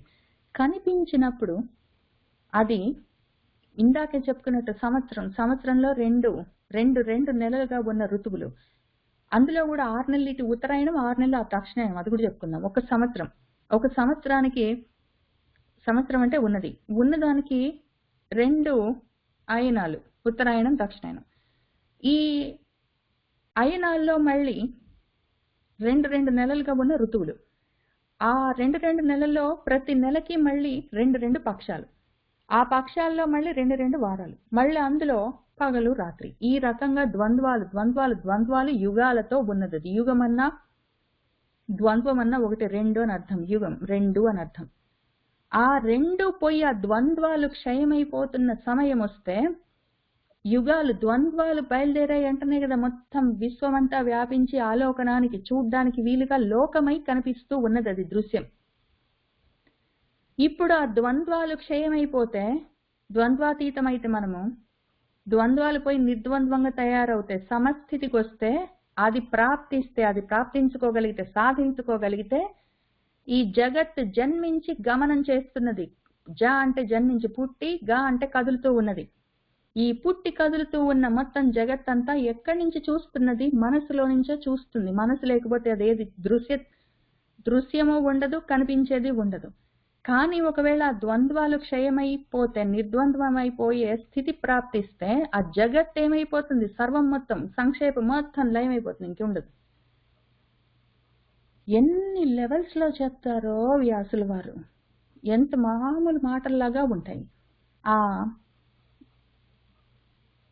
యుగాదవ్, యుగం స్టార్ట్ అయినప్పుడు అక్కడ చూసుకుందాం కదా, యుగాదవ్ అని స్టార్ట్ చేశారు, ఇక్కడ యుగక్షయే అన్నారు. ఇది ఆయన కాకతాళీయంగా అనుకోకుండా జరిగిన విషయం అది కాదు. ఆయన కావాలనే ఆ మాట అక్కడ, ఈ మాట ఇక్కడ పెట్టినట్టున్నారు. ఇక్కడ అసలు ఇక్కడ చూసారా, ఒక బ్రహ్మాండం అభూత్ అన్నారు. అన్నాక అక్షయమైన ఒక ప్రజాన బీజం ఒకటి బ్రహ్మాండం, అది అభూత్ అన్నారు. అన్నాక అది ఏకం, అది ఏకమేమైంది? ఇక్కడ యుగమైంది. ఆ యుగం అయ్యేసరికి ఇంకా అక్కడి నుంచి ఇవన్నీ బయలుదేరాయి. 28 శ్లోకం 28వ శ్లోకం దగ్గర నుంచి ఆ యుగము ద్వంద్వాలు స్టార్ట్ అయ్యేసరికి అక్కడి నుంచి ఇక్కడ దాకా పగలు రాత్రిగా ఉన్న మొత్తం ఆలోకనాన్ని చేయడానికి వీలుగా ఉన్న దృశ్యమై కనిపిస్తూ ఉన్న, మనము దర్శనం చేస్తూ ఉన్న ఈ మొత్తం జగత్తంతా ప్రాప్తించింది. ఇప్పుడు ఆ యుగ ఆదేవు లేదు, ఇంకా యుగం స్టార్ట్ అయ్యేదేం లేదు. యుగం ఇప్పుడు క్షయమైపోతున్న సమయంలో మొత్తం అంతా సంక్షేపం, మొత్తం మళ్ళీ బీజ రూపంగా అంతా వెళ్ళిపోతుంది. ఆయన ఎంత అందంగా చెప్తారో అసలు, ఎక్కడిదక్కడ. అంతే ఇవాళ మొత్తం భారతమే కదా, భారతంలో ఈ మొత్తం ఇవాళ భారతంలో శ్లోకాలు ఒక 40 చెప్పుకుందాం అనుకొని వచ్చి కూర్చున్నాను. ఈయన ఎక్కడ పడితే అక్కడ ఇట్లాంటి తత్వం అంతా పెడతారు వ్యాసుల వారు. దీన్ని ఎక్కడ మనము గబగబా చదువుకునేది? యత్ ఇదం దృశ్యతే కించిత్ భూతం స్థావర జంగమం పునః సంక్షిప్యతే సర్వం జగత్ ప్రాప్తే యుగక్షయే. ఇప్పుడు ఈ యుగక్షయం కావాలి, యుగాది చేసుకొని కూర్చున్నాను. యుగాది వద్దు, ఇప్పుడు యుగక్షయం కావాలి నాకు. శ్రీరామ నవమి కావాలి, యుగాదొద్దు. శివరాత్రి టు శ్రీరామ నవమి కావాలి, శివరాత్రి టు మళ్ళీ యుగాది నుంచి ఇక్కడ దాకా రావడం వద్దు. దానికి ఏం చెయ్యాలో చెప్తారు గురువుగారు, చూసి ప్రయత్నం చేస్తాను శక్తి వంచన లేకుండా.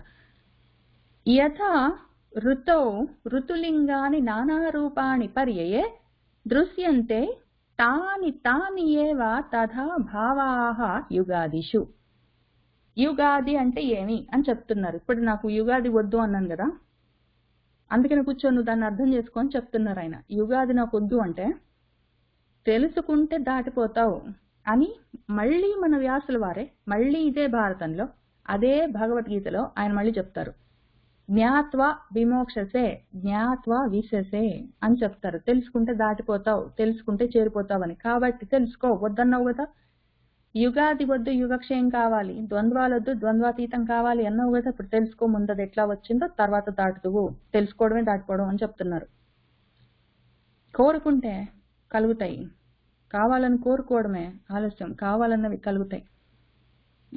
ఎట్లానైతే ఋతువులు ఉంటాయి కదా, రెండు ఋతువులు ఉన్నాయనుకో.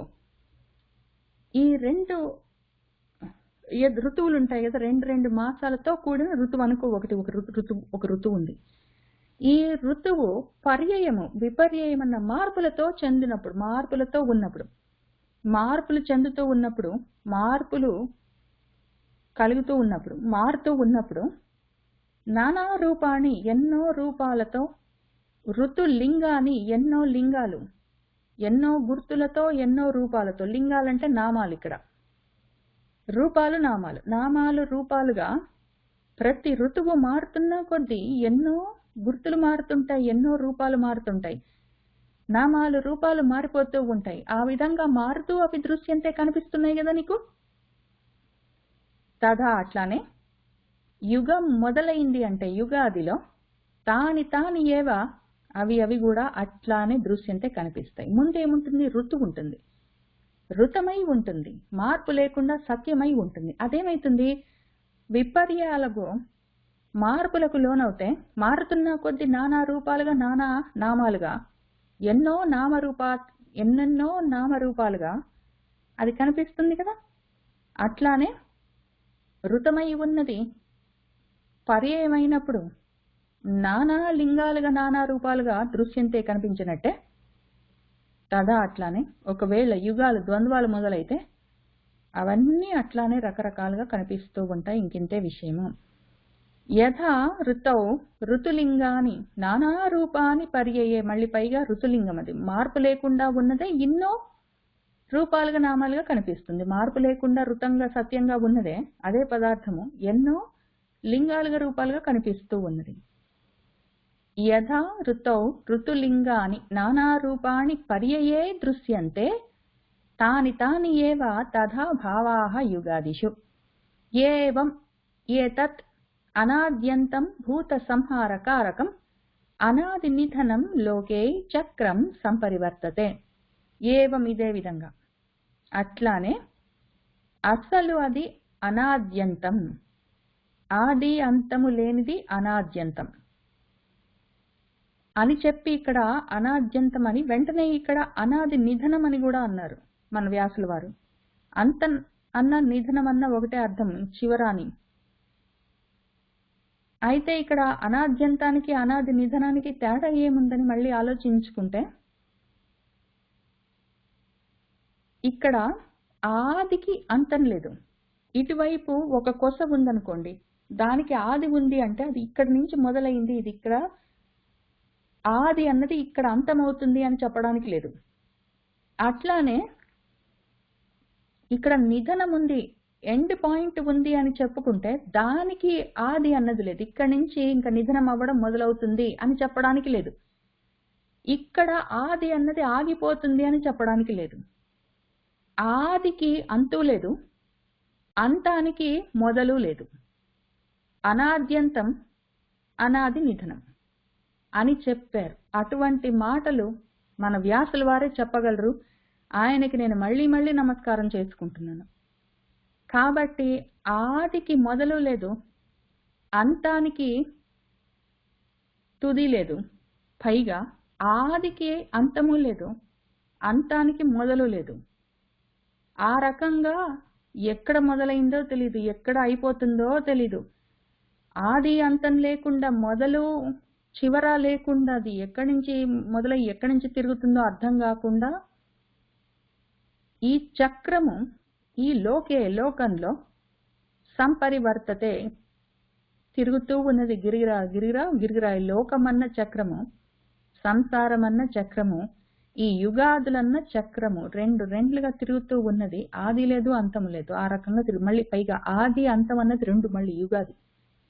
ఆది అంతము అన్న రెండు యుగాలు, మళ్ళీ ద్వంద్వాలు. మళ్ళీ వాటికి ఆ ఆది అంతానికి కూడా ఆది అంతం లేకుండా గిరిగిరా తిరుగుతూ ఉన్న లోకమన్న చక్రం ఇది. ఇది ఇంతకి ఉండేం చేస్తుంది అంటే అది భూతాల సంహార కారకం అన్నారు. మళ్ళీ నమస్కారం చేసుకుంటున్నాను గురువు గారికి. భూతాలు అంటే సంభవించేవి, పుట్టేవి అని అర్థం, జన్మించేవి. వాటి సంహారానికి ఇది కారకం అంట, కారణం. సంహారం అంటే ఏంటి? వెళ్ళిపోవడం, సంహరించడం అని ఒకటి అనుకుంటాం, అది ఒక్క అర్థము. సంహారం అంటే సంగ్రహము, దగ్గరికి తీసుకొని రావడం అని కూడా ఉన్నది. కాబట్టి కలెక్షన్. సంహారం అంటే కలెక్షన్ అని ఒక అర్థము, సంహారం అంటే డిస్ట్రక్షన్ అని ఒక అర్థము. కలెక్షన్ కి డిస్ట్రక్షన్ కి రెండిటికి అది కారణమై ఉన్నది. దానికి ఆది లేదు, అంతము లేదు. ఆదికి అంతం లేదు, అంతానికి ఆది లేదు. ఎక్కడ మొదలైతుందో ఎక్కడ అంతమైతుందో తెలియకుండా తిరుగుతూ ఉన్న ఈ లోకం అన్న చక్రం, కనిపిస్తూ ఉన్న చక్రం, కనిపిస్తున్నంత వరకు ఆ చక్రం తిరుగుతుంది. కనిపించడం, చూడటం ఆపేస్తే కనిపించడం అన్నది ఉండదు. కనిపించడం లేకపోతే దృశ్యం ఉండదు. దృశ్యం లేకపోతే చక్రం లేదు, అది తిరగడం లేదు. ఏతత్, ఈ విషయాన్ని మనం తెలుసుకోవాల్సి ఉంది. ఏవం ఏతత్ అనాద్యంతం భూత సంహార కారకం అనాది నిధనం లోకే చక్రం సంపరివర్తతే. ఇది ఇంతకి ఎంత ఉన్నది? 33 సహస్రాణి 33 శతాని చ 33 చ దేవానాం సృష్టి సంక్షేప లక్షణ. దీన్ని సంక్షేపంగా చెప్తాను పట్టు అంటున్నారు మన వ్యాసుల వారు సూతుల వారి ద్వారా. ఈ దేవానాం సృష్టి, దేవతల సృష్టిని సంక్షేపంగా చెప్తాను పట్టు. 33 అంటే 33 అని అర్థం. 33 అంటే 30, త్రయ అంటే 3. 33 అంటే 33 సహస్రాణి, వేలు, 33,000 ప్లస్ 33 శతాని 33,100, 33,000 ప్లస్ 33,100 అప్పుడేమైంది? 33,300 అయింది. 33,300 తర్వాత 33 33, 33,000 ప్లస్ 33,100 ప్లస్ 33, ఈ మొత్తం కలిపి 33,333. ఇంతకది దేవతల సృష్టి. అది సంక్షేపంగా దాని లక్షణం, దాని లెక్క అని చెప్పారు. 33 సహస్రాణి 33 శతాని చ 33 చ దేవానాం సృష్టి సంక్షేప లక్షణ. ఇందులో ఈ దేవతలేంటో వాళ్ళ పేర్లు చెప్పుకొని వాటికి మనము ఆపుదాము. దివస్పుత్ర బృహద్భాను చక్షురాత్మ విభావసు సవితా చ రుచిక అర్క భాను ఆశావహ రవి పుత్రాః వివస్వతః సర్వే మహ్యః తేషాం తథా అవరః దేవభ్రాట్ తనయః తస్య తస్మాత్ సుభ్రాట్ ఇతి స్మృతః. సుభ్రాజః తు త్రయః పుత్రాః ప్రజావంతః బహుశ్రుతాః దశజ్యోతిః శతజ్యోతిః సహస్రజ్యోతిః ఆత్మవాన్. దివస్పుత్రః, దివస్ అన్నవాడికి ఆయన పేరే వివస్వతుడు. దివస్వతుడన్నా వివస్వతుడన్నా ఒకటే. ఆ వివస్వతుడి యొక్క పుత్రులు బృహద్భాను, చక్షురాత్మ, విభావసు, సవిత, రుచిక, అర్క, భాను, ఆశావహ, రవి అని ఉన్నారు. ఇందులో కొంతమంది చక్షురాత్మ అని ఒక్కడే అని చెప్తారు, చక్షు ఆత్మ అని విడదీసి కూడా చెప్పారు. ఇంతకీ ఈ దివస్ పుత్రుడు, దివస్ అన్నవాడికి లేదా వివస్వతుడు అన్నవాడికి పుత్రులు, పుత్రాహ ఎవరు అంటే బృహద్భాను, చక్షు, ఆత్మ, విభావసు, సవిత, రుచిక, అర్కుడు, భాను, ఆశావహ, రవి. వీళ్ళు అందరూ ఆయన పుత్రులు. ఇందులో తేషాం వాళ్లలో మహ్యః అనేవాడు అవరహ కొంచెం తక్కువ వాడు. మరి ఇక్కడ చెప్పిన పేర్లలో మహ్యకుడు లేడు, కానీ చిన్నవాడు అవరహ. తస్య, ఈ మహ్యః అన్నవాడికి ఆయన యొక్క తనయుడు దేవభ్రాట్. దేవభ్రాట్ తస్మాత్ ఆయన యొక్క కొడుకు సుభ్రాట్ అని స్మృతః చెప్పబడతాడు. ఈ సుభ్రాట్ అన్నవాడికి సుభ్రాజ ఆయనకి మరి త్రయః పుత్రాః ముగ్గురు కొడుకులు ఉన్నారు. వాళ్ళు ప్రజావంతః ప్రజలతో చాలా మంది బిడ్డలతో ఉంటారు. బహుశ్రుతాః బాగా చదువుకున్న వాళ్ళు. ఆ ముగ్గురి పేర్లు ఈ వివస్వతుడి యొక్క పుత్రుల్లో మహ్యః, ఆయన కొడుకులు దేవభ్రాట్, ఆయన కొడుకు సుభ్రాట్. సుభ్రాట్ కి ముగ్గురు కొడుకులు, వాళ్ళు దశజ్యోతి, శతజ్యోతి, సహస్రజ్యోతి. వాళ్ళందరూ ఆత్మవంతులు, బాగా చదువుకున్న వాళ్ళు, చాలా మంది పిల్లలతో ఉన్నవాళ్ళు. దశపుత్ర సహస్రాణి దశజ్యోతేః మహాత్మనః తతః దశగుణాః చ అన్యే శతజ్యోతేః ఇహ ఆత్మజాః. ఈ దశజ్యోతి ఉన్నాడు కదా మొదటి కొడుకు, ఆయనకు దశపుత్ర సహస్రాణి 10,000 మంది కొడుకులు ఆ మహాత్ముడికి. తతః ఇంకా దానికి దశగుణాః ఒక 10 రెట్లు ఎక్కువ మంది శతజ్యోతేః ఈ శతజ్యోతికి ఆత్మజాహ కొడుకులు మన దశజ్యోతి కన్నా 10 రెట్లు ఎక్కువ. ఈయనకి 10,000 మంది అంటే దానికి 10 రెట్లు 1,00,000 మంది కొడుకులు ఆయనకి. దశ పుత్ర సహస్రాన్ని దశ జ్యోతేః మహాత్మనః తతః దశ గుణాః చ అన్యే శతజ్యోతేః ఇహ ఆత్మజాః. ఇంకా తర్వాత భూయః తతః దశ గుణాః సహస్ర జ్యోతిషః సుతాః తేభ్యః అయం కురువంశశ్చ యదూనాం భరతస్య చ యయాతి ఇక్ష్వాకువంశశ్చ రాజర్షీణాం చ సర్వశః సంభూతాః బహవః వంశాః భూతసర్గాः సవిస్తరాः భూతస్థానాని సర్వాణి రహస్యం త్రివిధం చ యత్ వేదయోగం సవిజ్ఞానం ధర్మార్థ కామః ఏవ చ. అప్పుడేమైందంటే భూయః మళ్ళీ తతః అక్కడి నుంచి ఆ సహస్ర జ్యోతి అన్నవాడికి సుతాహ కొడుకులు దశ గుణాహ ఇంకా 10 రెట్లు ఎక్కువ. మొదట ఆయనకి 10,000 మంది కొడుకులు, దానికి 10 రెట్లు ఎక్కువ 1,00,000 మంది. రెండో ఆయనకి కొడుకులు, దానికి 10 రెట్లు ఎక్కువ 10 లక్షల మంది మన సహస్ర జ్యోతికి కొడుకులు. తేభ్యః వాళ్ళ నుంచి అయం ఈ యొక్క కురువంశాలు, యదూనాం యదువంశాలు, భరతస్య భరత వంశాలు, అందులో నుంచి యయాతి ఇక్ష్వాకు వంశాలు, రాజర్షులందరూ సర్వశః మొత్తం అందరూ సంభూతాః అందులో నుంచే వచ్చారు. ఈ మొత్తం సహస్ర జ్యోతి, శతజ్యోతి, దశ జ్యోతి వీళ్ళ నుంచి వచ్చిన పిల్లల్లో నుంచి వచ్చిన వంశాలే ఇవన్నీ. అక్కడి నుంచి బహవః ఎన్నో వంశాలు వీళ్ళ వంశాల్లో నుంచి, అందులో నుంచి ఎన్నో భూత సర్గాలు, ఎంతో మంది సృష్టులు, ఎంతో మంది జన్మించారు.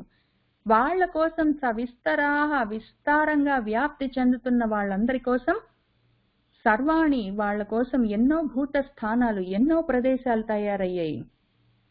వీళ్ళందరి కోసమే త్రివిధం యత్ ఏదైతే 3 విధాలుగా ఉన్న వేదయోగం సవిజ్ఞానం వేద జ్ఞానమంతా వేద విజ్ఞానమంతా వీళ్ళ కోసమే తయారై వచ్చింది. ఆ వేద విజ్ఞానమంతా ధర్మార్థ కామాలతో నిండి ఉన్నది. ధర్మ కామార్థ శాస్త్రాణి వివిధాని చ లోకయాత్రా విధానం చ సంభూతం దృష్టవాన్ ఋషిః. ఇంకా అప్పుడు మన ఋషి ఉన్నారు, మన వేదవ్యాసుల వారు. ఆయన ఏం చేశారంటే ఇక్కడి నుంచి ఈ రకంగా వచ్చినవి ఎన్నో వంశాలు, అందులో నుంచి ఎన్నో ప్రాణులు, ఎన్నో జన్మలు, వాటి కోసం ఎన్నో స్థానాలు, ప్రదేశాలు, ఆ భూత స్థానాల్లో ఉన్న ఎన్నో భూత సృష్టుల కోసమే అతి రహస్యమైన ఈ వేద విజ్ఞానమంతా ధర్మార్థ కామాలుగా వచ్చింది అని ఆ ధర్మ కామార్థ శాస్త్రాలన్నిటినీ, ఆ వివిధాని శాస్త్రాన్ని వివిధ శాస్త్రాల్లో ఉన్న ఎన్నో లోకయాత్ర విధానాలన్నిటినీ, ఆ లోకంలో ఆలోకమై కనిపిస్తున్న ఈ లోకంలో ప్రయాణం చేయాలి, ఆ యాత్ర గిరిగిరా తిరుగుతున్న చక్రంలో ప్రయాణిస్తూ ఉండాలను అన్నప్పుడు దానికి కావాల్సిన విధి విధానాలన్నిటినీ ఓహో ఇందులో ఉంచారు అని, అవన్నీ కూడా సంభూతం తయారయ్యాయి అని మన ఋషి వేదవ్యాసుల వారు దృష్టవాన్ చూశారు. ఆ చూసినవన్నీ మనకు భారతంగా రాసి ఇస్తున్నారు. భూయః తతః దశ గుణాః సహస్ర జ్యోతిషః సుతాః తేభ్యః అయం కురువంశః చ యదూనాం భరతస్య చ యయాతి ఇక్ష్వాకు వంశశ్చ రాజర్షీణాం చ సర్వశః సంభూతాః బహవః వంశాః భూతసర్గాः సవిస్తరాः భూతస్థానాని సర్వాణి రహస్యం త్రివిధం చ యత్ వేదయోగం సవిజ్ఞానం ధర్మార్థ కామ ఏవ చ. ధర్మ కామార్థ శాస్త్రాణి వివిధాని చ లోకయాత్రా విధానం చ సంభూతం దృష్టవాన్ ఋషిః అన్న చోట మనం ఇవాళకి ఇక్కడికి ఆపుదాం. మళ్ళీ వచ్చే వారం కలిసి చదువుకుందాం. సర్వం శ్రీకృష్ణ పరబ్రహ్మ పాదారవిందార్పణమస్తు.